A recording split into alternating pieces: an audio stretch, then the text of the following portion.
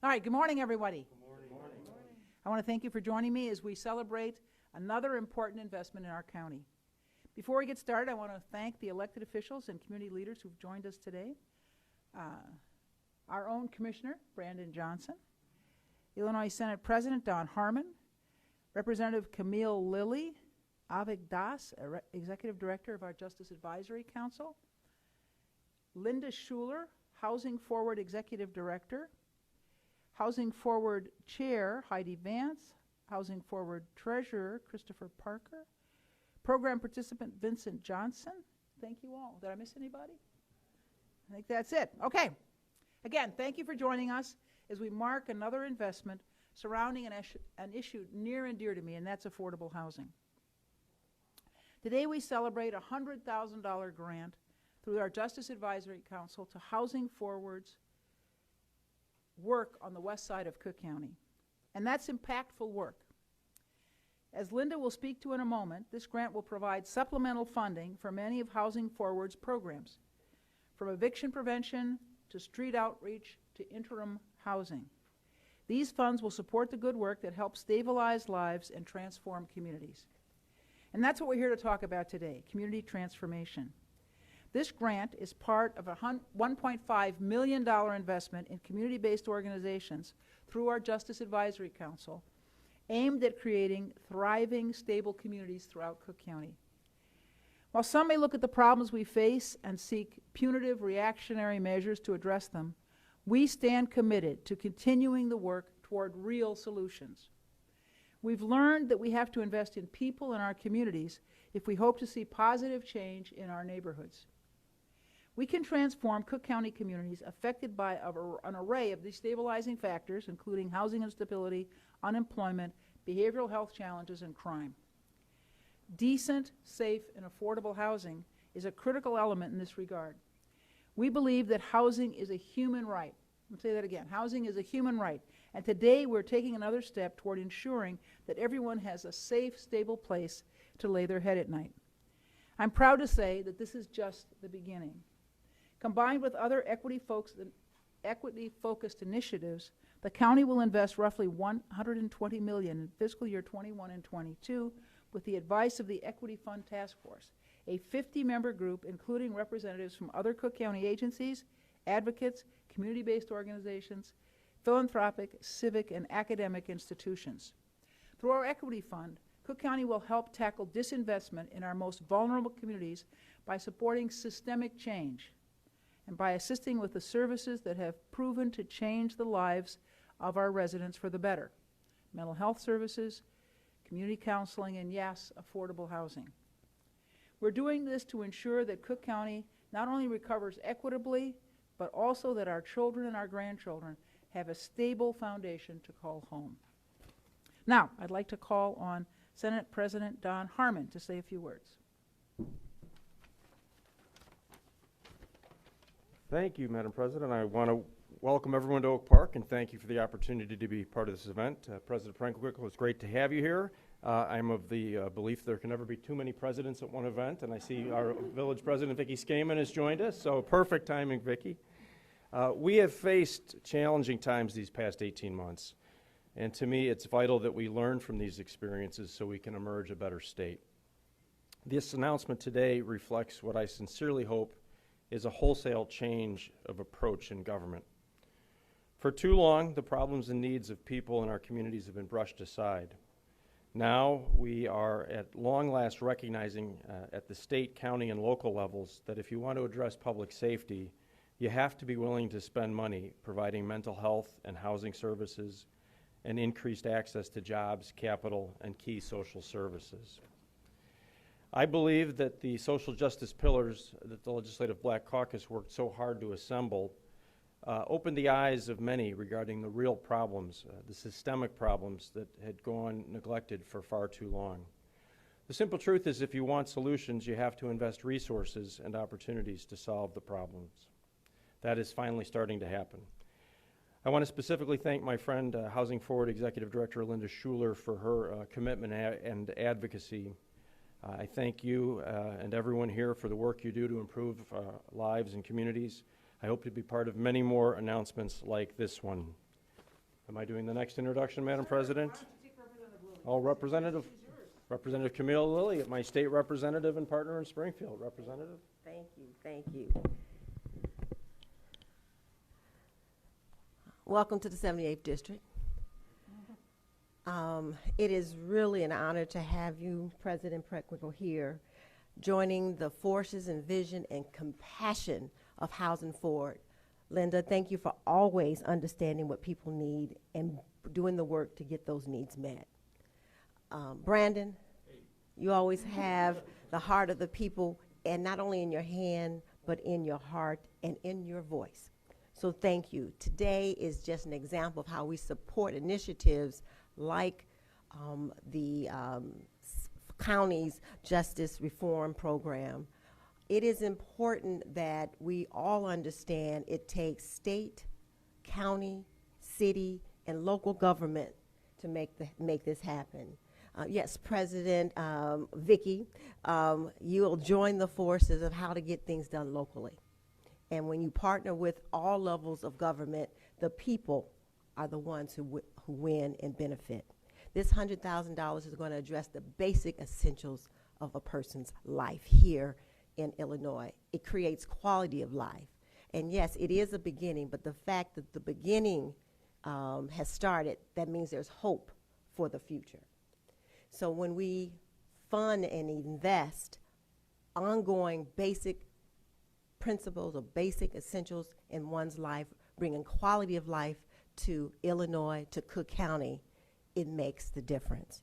So this $100,000 would not only address the housing needs, but it aid in the wraparound services that those persons living in those units, those housing units, that they need to bring forth what I would call better health, whether it be mental, whether it be physical.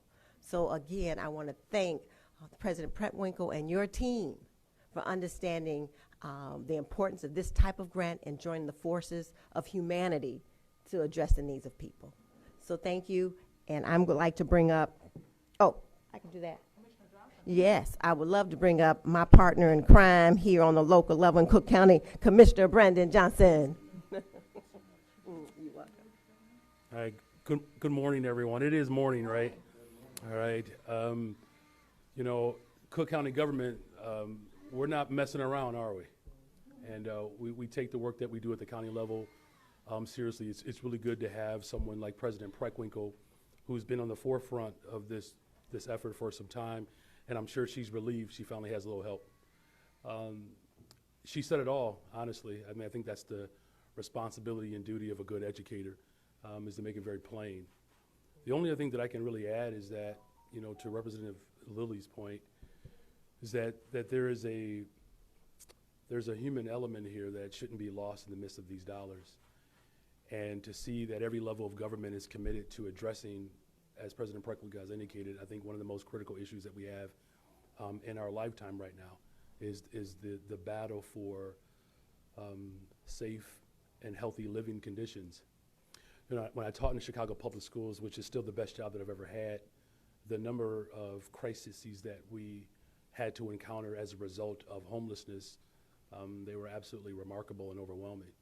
We know that at least documented in the city of Chicago alone, and if we were to hyper-concentrate these numbers on the west side of Chicago, there's at least 20,000 homeless students that are in Chicago Public Schools alone, not to mention the homeless students across Cook County. And, you know, Lynda Schueler, everybody knows how fierce she is.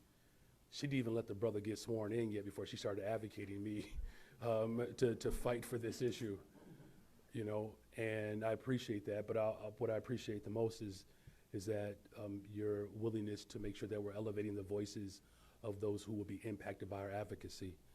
And then finally, I think the last thing that I'll say is it's really good to have, you know, partners in Springfield that are committed to working with us at the local level. And between the cause to Representative Lilly's office, and of course the pressure that we continue to place on the Senate President, this man has had to endure decades of disinvestment, and he carried that weight on his shoulders, and looks like he's still doing okay. So we're not feeling sorry for him, but we do appreciate his strength. And so, you know, on behalf of the First District and the people who will be most impacted by the work of the Justice Advisory Council from the bottom of my heart. I thank you, and I have the distinct honor and privilege to bring. Yes, thank you. Got it. I'm all over it, Madam President. I knew. Is the village president of Oak Park, Vicki Scaman. Vicki?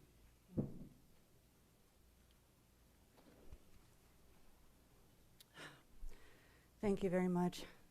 Thank you to everybody here, and really that's all I wanted to say very, very briefly. The leadership of Housing Forward had pivoted on a dime early in the pandemic when our homeless needed to be housed immediately in order to keep them safe and others in our community safe. And so I just can't thank them and their leadership for everything they've done in our community and neighboring communities in supporting the homeless and our most vulnerable. But mostly the partnerships of everybody standing here that make government work for the people who live here in Cook County. So thank you very much, President Preckwinkle, and and to Housing Forward. Congratulations, and I look forward to continuing to work with you. All right, let's have a couple of representatives from Housing Forward. Lynda Schueler, Executive Director. Right, good morning, everyone. Good morning. Housing Forward is honored to host Cook County President Preckwinkle, Mayor Vicki Scaman here of Oak Park, Commissioner Brandon Johnson, and Illinois State Representative Camille Lilly, and of course Illinois Senate President Don Harmon in Oak Park here this morning. We are grateful to have been selected as a recipient of a Justice Advisory Council grant of $100,000 to further our housing programs and supportive services that span across suburban Cook County. We are at the right in, where Housing Forward has been providing non-congregate crisis housing for individuals and families experiencing homelessness since last fall as part of our COVID response. Housing Forward is a recognized leader in suburban Cook County, Cook County's homeless response system. Our mission is to serve people who are experiencing a housing crisis and moving them to a place of housing stability. Our programs address a full range of needs from crisis response to long-term housing options. Nearly 2,000 individuals and families are served each year. The Justice Advisory Council grant is an acknowledgement that housing is foundational. No other intervention can provide for the safety and stability to address higher needs than housing. With the foundation of a home, people are better positioned to maintain their health, to engage in a job search, to keep their young children from being traumatized by the effects that homelessness causes. In contrast, when you add up all the costs associated with a person living unsheltered, ambulance services, police interventions, emergency department visits, medical and psychiatric hospitalizations, soup kitchens, shelter nights, and sometimes incarceration, it averages out to be much more than the cost of subsidizing rent and appropriate services. As a longtime partner, Cook County's resources impact many of our programs, including eviction prevention. For many, an accident, loss of job, unforeseen crisis can lead to the loss of housing. COVID-19 compounded the challenges of many West Suburban Cook County residents. Emergency financial assistance through Cook County's Emergency Rental Assistance Program helped individuals and families at imminent risk of eviction and homelessness to remain housed and avoid the trauma of homelessness.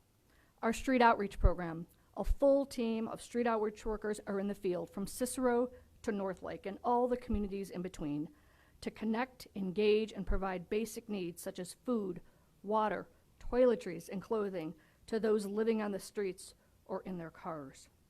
Our workforce development program provides workplace orientation, on-the-job training, transitional wages for individuals experiencing obstacles to sustainable employment, such as lack of employable skills and long-term unemployment. Our interim housing, new program, this fixed-site 68-bed facility with dedicated rooms for small families and those with accessibility needs is a critical component to providing 24/7 crisis housing services and the on-ramp to a permanent home. And of course, permanent housing is the key. Our rapid rehousing program is a housing solution designed to quickly end a person's homelessness by providing housing navigation and location services, temporary rental assistance, and stabilization services. President Preckwinkle, thank you again for the Justice Advisory Council grant and for investing in solutions throughout Cook County. Thank you. Do you want to introduce your? Absolutely. Vincent Johnson, would you come on up? Vincent is a client of Housing Forward and actually a resident here at Interim Housing. Good morning, everyone. Good morning. My name is Vincent Johnson, and what brought me to the program, I was an employee of Rush Hospital working as an autopsy technician, and I got injured on the job. And from getting injured on the job, I wound up getting involved in an automobile accident where there was a problem with what percentage of the injury was due to my job and what percentage was due to the automobile accident. And from there, I wound up losing my workman comp, and I couldn't pay my mortgage. I had a house in Evergreen Park, and from there, I wound up becoming homeless, and I wound up sleeping on the L train from 95th to Harlem. And from there, I met a caseworker, community activist from Housing Forward, Bernetta, who explained this program to me, which has been life-changing for me. And it gave me the ability to have a place to sleep at night, also able to get some food to eat. And from there, I can take a shower whenever I want to and things of that nature. And I have a caseworker named Prentice Hill who has helped me receive the documentation that I need to help me as far as getting a place to live, permanent housing, where I can be able to have a place where I can call my own home and become a man again, because I feel becoming homeless has demasculated me some, and it just hurt me very bad. And with that, I thank Housing Forward for all that they have done and the program that they have going right now. And it has been a true blessing to me. Thank you all. All right, thank you, Vincent.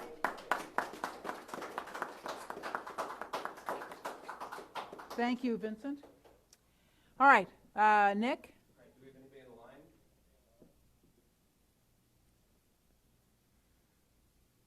I know we got one via text. It's from Lynda. Can you talk about how COVID-19 has affected your work since the beginning? Yeah, sure. Well, it's completely transformed the way we do business. We have been operating out of hotel-based facilities since the pandemic began in March of 2020.